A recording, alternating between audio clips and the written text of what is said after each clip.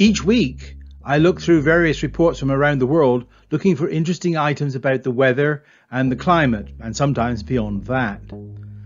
This video is a summary of the results of that research for the week ending the 8th of March 2020. The United Kingdom recorded its wettest February on record. Most areas of the country got twice the normal rainfall for the month, but some parts, particularly northern England, had 4 times its normal rainfall. Overall, the winter of 2019 to 2020, that's from December through February, was the 5th wettest period on record. However, that's quite remarkable in and of itself because both December and January are relatively ordinary months as far as rainfall were concerned. The Australian summer, which is December through February, was the second hottest summer on record. The average temperature is 1.9 degrees centigrade above the 20th century average, and only 0.2 degrees centigrade behind the record-setting last year of 2018-2019 summer. A report from the CSIRO indicates that Australia is heating up faster than the global average. Large storms have hit Brazil. Some places got a month's worth of rain in just a few hours. This caused major flooding and mudslides. So far there are 23 dead and 30 missing. Here's a summary of the climate in the United States in February. As far as temperatures are concerned, the average temperature for the country was 36.2 degrees Fahrenheit. That was 2.4 degrees Fahrenheit above the 20th century average, making it something like in the top third of all Februaries on record. When you take the winter, December through February, it was the 6th warmest winter on record.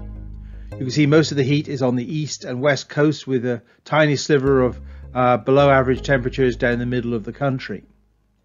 Precipitation was slightly above average, with most of the precipitation being in the southeast. Meanwhile, California looks as though it's slipping back into a major drought.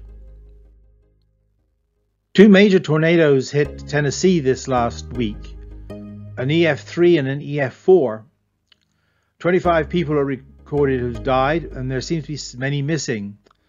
There was huge damage to Nashville, as you can see from these 2 pictures on the right here, a before and after picture of a church. You'll often hear people on YouTube blaming the sun for global warming, and you'll know if you followed any of my channels for any length of time that I'm arguing the reverse, that it's not the major cause of global warming. One of the major proponents of this is a person called Zarkova. She published a paper in 2019 blaming long-term cycles on the sun and wobbles in the Earth's orbit on the cause of global warming. Nature has just retracted that paper. They found major errors in the paper, in fact elementary errors in that paper. And now even one of the co-authors concedes that the errors were there and the paper should be withdrawn.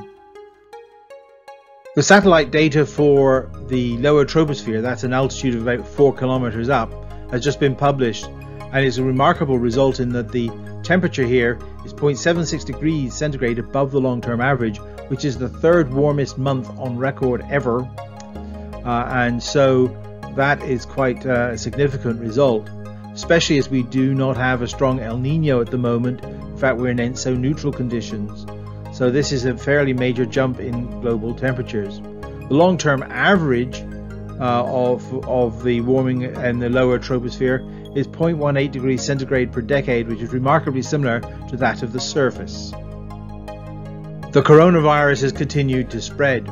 This time last week there were just 69 countries that had identified the virus. Now there are 96. If you want to avoid catching it, I suggest you stay away from crowded places. Obviously things like cruise ships or aeroplanes and things of that sort. Large crowds of any type, just stay away from them, and remember, wash your hands regularly. If you feel sick, stay home and call your doctor. Do not go into work. They can do without you for a few days, and you won't spread the disease and you won't make yourself worse. So until next time, stay safe and goodbye.